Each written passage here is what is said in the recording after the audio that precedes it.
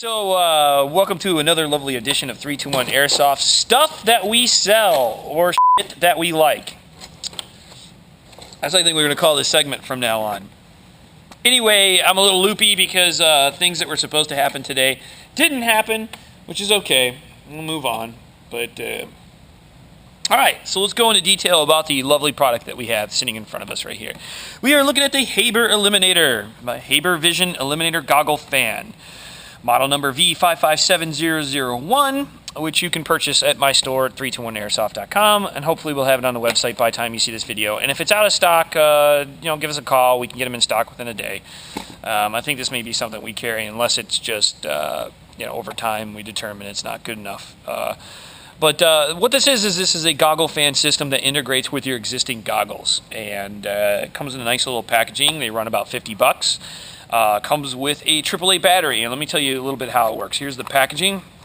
These are marketed for like motocross, skiing, any sort of like outdoor activity, which may end up with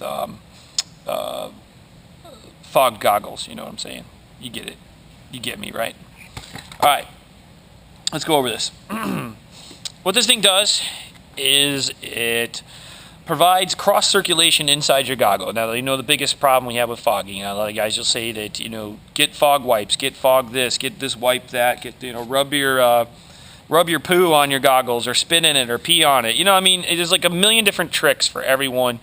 But essentially, all of those chemicals do is they keep the water from sticking to the surface of the lens. So it doesn't really deal with the humidity problem inside your goggles. So this goggle fan eliminates that problem. That's what goggle fans do, is they circulate the air through, and basically keeps the body temperature, the water from condensing on your lens, because the difference between the body temperature inside and the exterior atmosphere outside. It's essentially what's happening. Is if it's cold outside and your body's hot and there's moisture inside your goggles, the moisture will collect on the surface of the lens and the surface of the goggles. We want to prevent that. Now, this will actually affect the humidity inside there by venting it.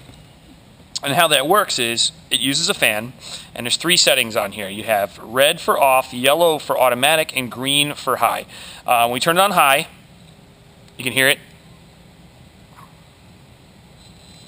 It's kind of loud, but that's about our only criticism of it so far. My ESS turbo fans are pretty loud. So now you're asking, what is the yellow setting and why do I not hear it? Well, the yellow setting is essentially an automatic setting. It has a sensor inside here that's a humidity sensor. So when the humidity builds up between your face and the lens, it will automatically kick the fan on and then vent it out. That is what it's supposed to do. It runs off a 1 AAA battery. Easily install it in here. To mount this onto your goggles, there's a little bracket or frame on the top that you unscrew. And when you unscrew this, it goes a long way, which is nice because it'll keep it from backing off automatically out in the field. Pop that off, and you've got 2 posts. Now, these stay on here, so you essentially only have 2 pieces to work with. I'm going to bring in a set of ESS profiles. Now, these are not turbofans. These are regular profiles. You can install these on these. Now, it's going to be a little tight in here because the profile is a very narrow goggle that's very close to your face.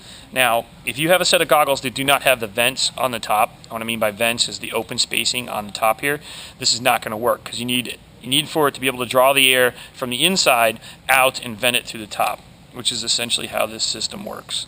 So crossflow or airflow. It's nice to also have vents on the bottom because that brings in fresh air. It draws the fresh air from the bottom and then vents it through the goggles and up out the top. Screw these on here tight, lock them down. It's not going to come off of your goggles. It'll be mounted clean like that. Now you're asking, does that take up some of your vision or block your vision? It does not. Your eyes are down here. They're closer to the top of your nose is right here, and your eyes are down here. Now, you may be able to see the lip of this, or it darkens the upper area, but they sit nicely in the goggles. They don't bounce around. They don't come out. The only thing that we've noticed about this system is that to turn it on and off, you have to reach up through the goggles.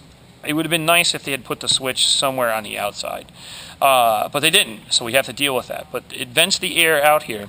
It draws it in through this spot right, so you can see it with the right here. It draws the air through here, through the fan, and up out the vent on the top. And you can leave it on high. I wouldn't recommend leaving it on all the time because it's kind of noisy, but be honest with you, I would deal with the noise before I would deal with not being able to see what I'm shooting at. So safety first. You want your goggles unfogged. Cross ventilation is the best way to do it.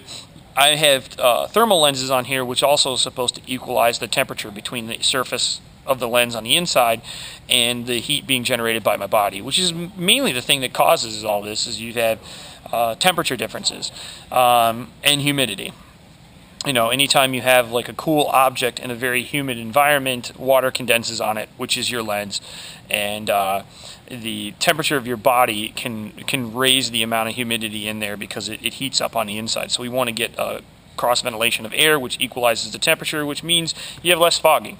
Fog wipes and things like that, it's a chemical that essentially keeps any of the water droplets from individually sticking to the surface of the lens. If the water individually sticks, it creates little dots. Those little dots all form a barrier and creates fog.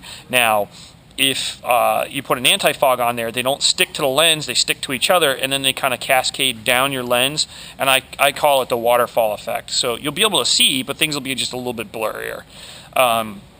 It just looks like your lens is wet, not fogged. So anti-fog stuff does work to some extent, but it's nice to have that cross flow in there to avoid the situation. If you can get the air flowing through your lenses, then the water doesn't condense. You're basically equalizing all that humidity from the outside to the inside and blah, blah, blah.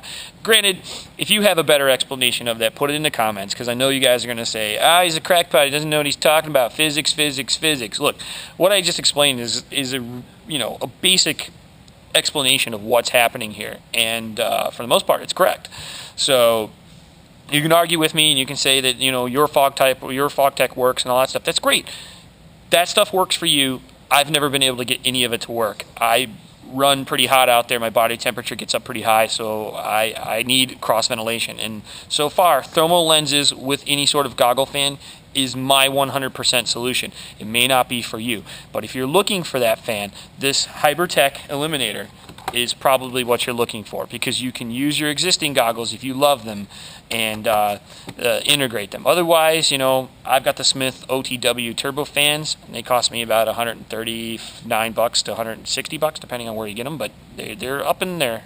$100 mark, so you can take a pair of goggles that cost you $30, add a fan to them, and you're good to go. So comment.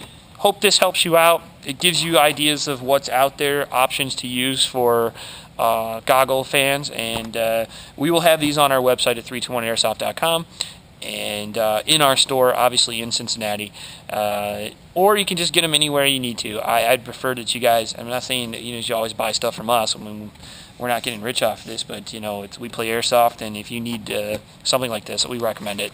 So hope this review helps, and we'll see you guys on the next one. Make sure you subscribe to our channel. We've got some great in-game videos out there that I think you should watch. They're pretty entertaining and a lot of fun. Later.